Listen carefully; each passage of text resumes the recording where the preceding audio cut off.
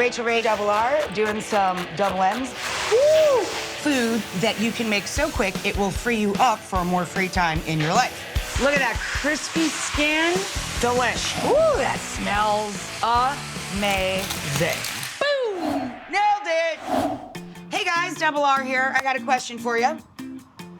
K-pasta. Not K-pasta.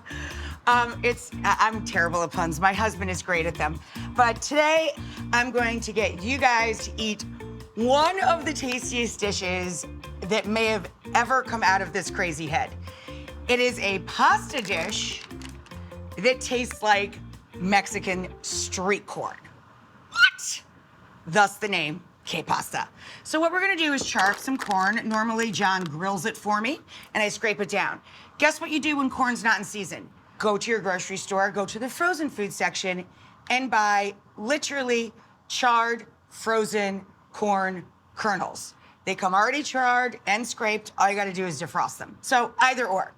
I am cooking inside, obviously, because I wanted to share this recipe with you guys. So we're going to do our grilling inside as well. I have a grill pan nice and hot on the stove.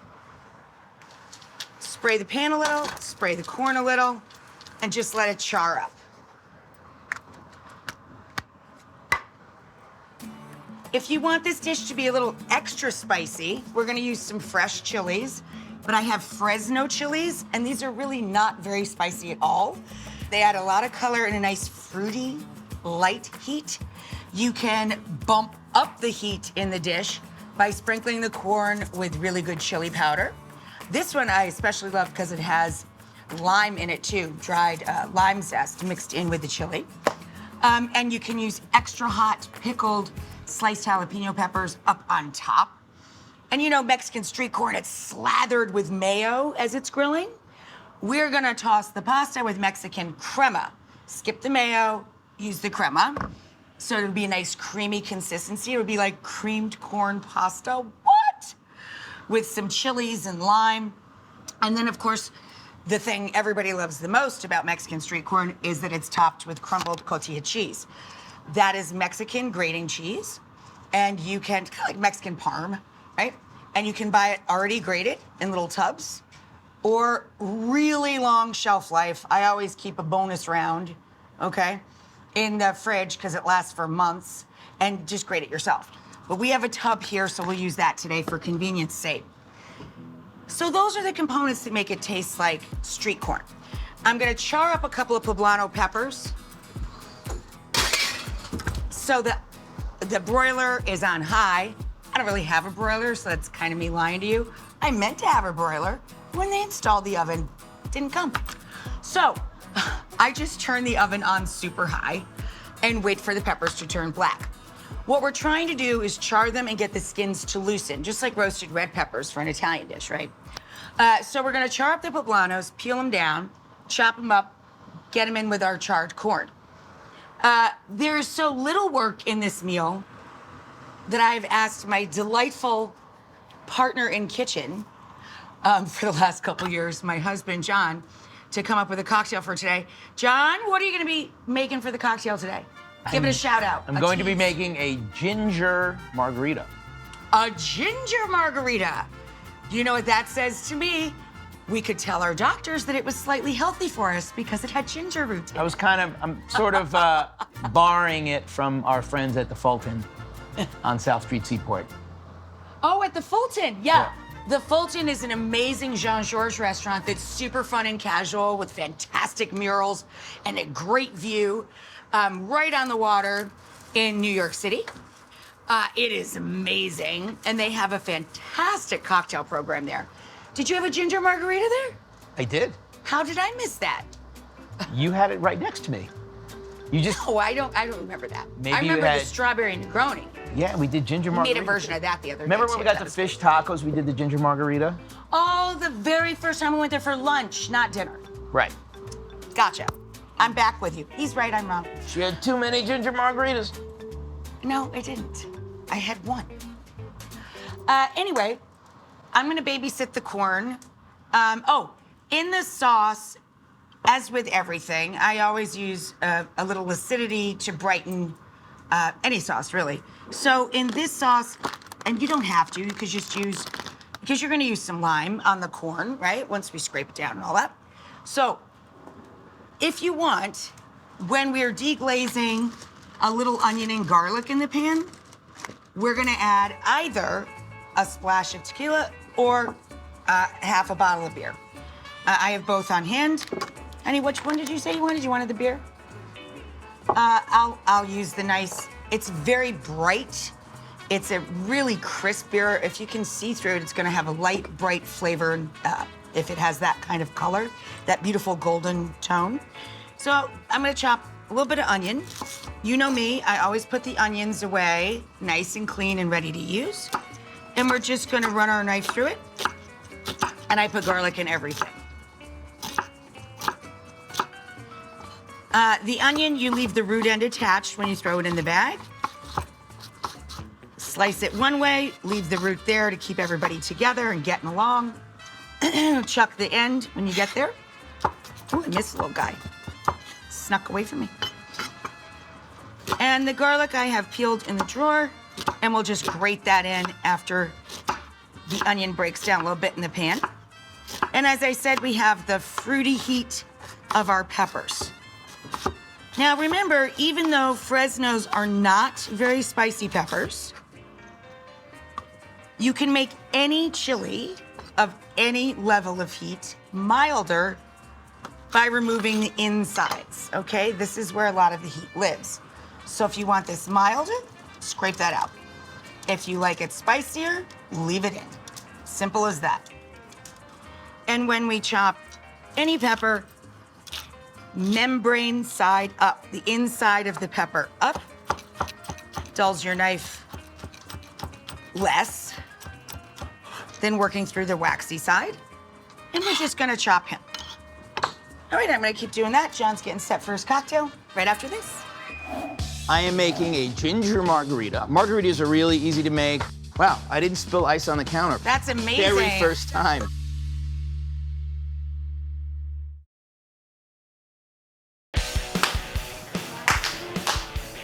It's the Hannah clap dance. Okay, Rachel, we're back in. I am making a ginger margarita. Margaritas are really easy to make. It's basically tequila, lime juice, and something sweet. You could use agave syrup. That kind of pairs nicely with tequila. You could use like a triple sec or a Cointreau or something orange. I like to use sometimes elderflower liqueur, Saint Germain. That's nice. But for this, I'm doing, because it's a ginger margarita, I infused agave. I made an agave syrup from agave syrup. Basically, I took about half agave right out of the little squeezy bottle. I heated it up with some water just to thin it out a little bit so it doesn't get all clumpy at the bottom of an iced cocktail shaker. And I steeped just sliced ginger in there for, I don't know, a couple of hours. And so I now have this nice agave ginger simple syrup. You can keep that in the fridge. And, I could put that in tea too, be delicious. Absolutely put that in tea. It's a good idea. So, equal parts lime juice, freshly squeezed, of course. I'm doing about 2 ounces per drink. Tequila Blanco or silver. It's nice and clear. It doesn't darken the look of the nice, bright margarita. And then we're gonna add in the homemade ginger syrup with agave.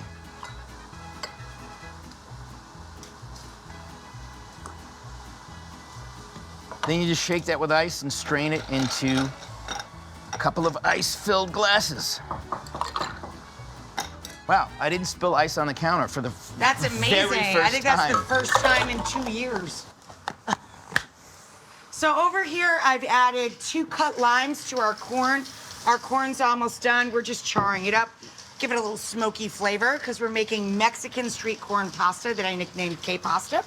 So I added some lime in there to squeeze over the top of the corn. And as I said, when it's close to done, if you want this to be a little spicier, you can add your chili powder of choice. This one's nice and strong, really bold flavor. And it has lime zest in it. I love this stuff. Valentina, I buy it online, really good. Anyway, I've got the Fresnos and the onion that we had before. I grated up a little garlic to add later. Took the poblanos out and we're cooling them in a bowl so we can handle them. Once they're cool enough to touch, you just peel the skin off. Don't let me stop you from bringing that margarita on over here. I was waiting. And you can remove the seeds. Just pull them right out and into your garbage bowl. Nice piece of skin on that guy. Oh man, that's good. And then we're gonna chop these up and add them to the corn. I'm gonna take the corn out and let it cool just so we can scrape it off. Whenever we are cutting corn off of the cob, you put a small bowl upside down inside a big bowl to steady the corn while you're scraping it. So we'll let that cool.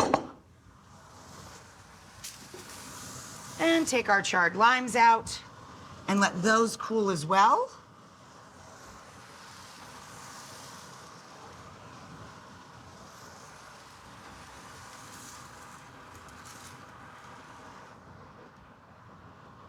There we go. Can you see that? So there's the charred limes. Here's the corn. We're gonna let that chill. Pasta water's boiling, so let's salt it liberally.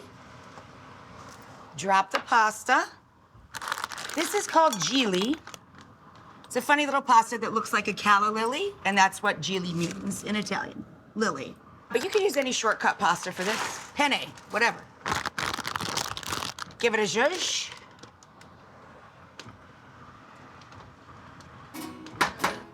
Anyway, cheers to John. Whoa, is that delicious. Fabulous. It's really good. Really fabulous. And not too sweet at all. I always get nervous with mixed cocktails. They're gonna be too sweet for me. That was fabulous. I like a tart cocktail.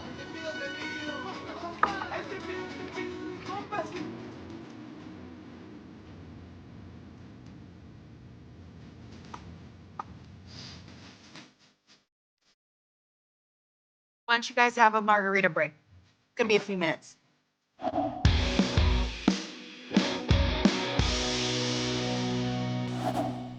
Every time I cook with people, put everything away, prepped as much as possible, especially your produce. I peel some shallots. I keep them in a sack. I peel lots of garlic. I keep them in a little bucket. And I replenish them like once a week or every several days rather than having to re-prep food every day. You put everything away ready to use and you can cook quicker all the time. Again, we gather everything we need so that once we start cooking, we can continue cooking. Or you're gonna be annoyed by it. That's why I use a garbage bowl, so I don't have to run back and forth to the garbage 100 times, right? It's there for me. That's a trick from working in a kitchen. We used to just put it in a metal bucket, you know, from working on the sandwich line or at the sandwich board. So as you're processing, you could throw scraps into one place. Watch it How hot many times have we done this? 150? today.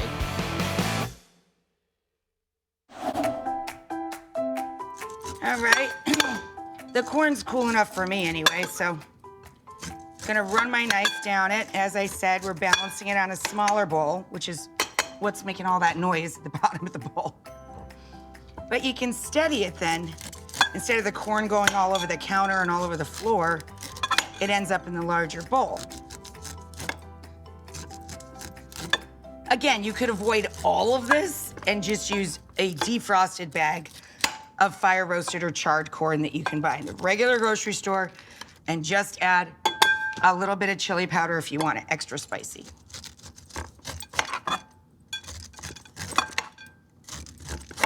I didn't add a little, I added more like a tablespoon. A lot, because we like everything spicy. Okay. The little bowl comes out. Pan is on. Add some olive oil. Adding in our roasted peppers, our fresh chilies, and our onions.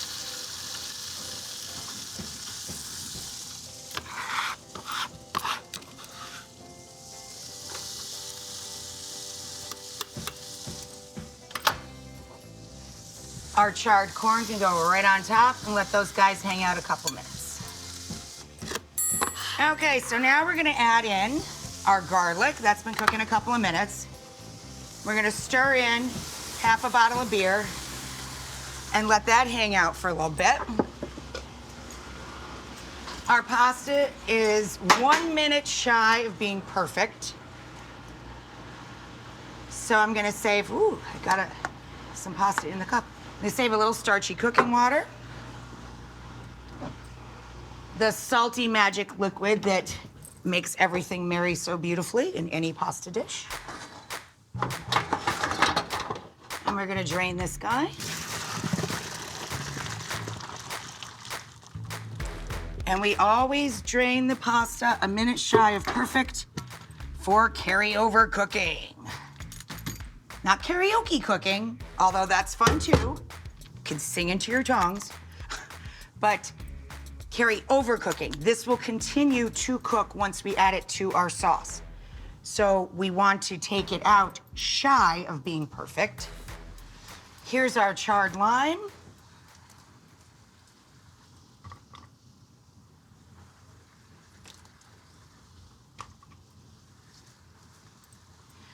Inspired by Mexican street corn, of course, so we have all of those elements going on in this dish. A small handful of cilantro. If you don't groove on cilantro, you can top this with grassy flat leaf parsley or a little green onion. I find the people that love cilantro, like John always calls it, what do you call it, honey? Verdant. Cracks me up. It's very verdant. If you don't groove on cilantro, some people are literally what they call super tasters. They're hypersensitive, their taste buds. And to them, cilantro literally tastes like very strong soap or perfume. They can't handle it, like our friend Jude. So obviously I can't see you. If you don't like cilantro, don't put any on your pasta. I find that funny all the time. Folks stop me in the grocery store and they'll ask me occasionally what aisle to find something on. And the other question I get a lot is, can I use this instead of that when I make your recipe for whatever? And I'm like, well, of course you can. That's your recipe when you make it, and I can't see you. So, sure. Very sweet, though. Super sweet. Okay, our pasta goes in with our street corn situation. A little splash of our starchy cooking water. That's that magic juice. And lots of cotija cheese, just like street corn. Oh, crazy. Oh, what am I gonna say? That tiny little bit. Cup and a half. Delightful. And then we just work that together. We'll be right back. I'm gonna make it fun and kind of like a game. I'm gonna use both. Hot and mild. And we'll see who gets what.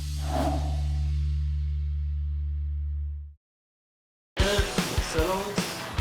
Here we go in 3, 2, 1. Okay, Rachel, we're back in.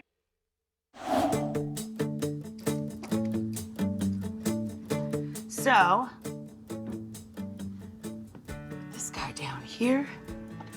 The other toppings I have are pepitas, toasted pepitas. If you can't buy them toasted in the store, these are toasted, just put them in a skillet or the oven on a small tray. And then I like pickled jalapenos on this, your choice of hot or mild. I'm feeding a lot of mouths behind the cameras here, so I'm gonna make it fun and kind of like a game. I'm gonna use both, hot and mild, and we'll see who gets what.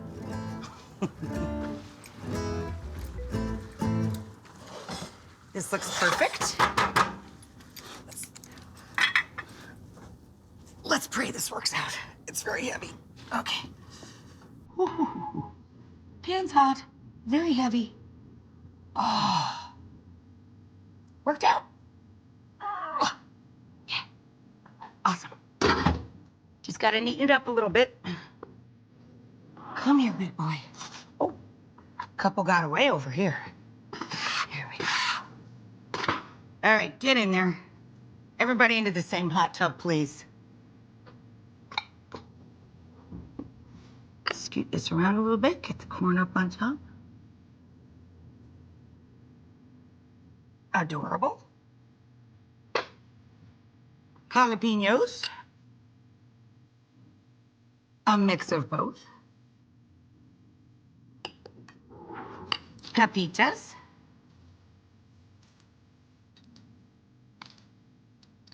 Nice texture and crunch. And our cilantro. Or parsley or scallions. There you go, people. Que pasta. I'll tell you what, que pasta. Dinner is done.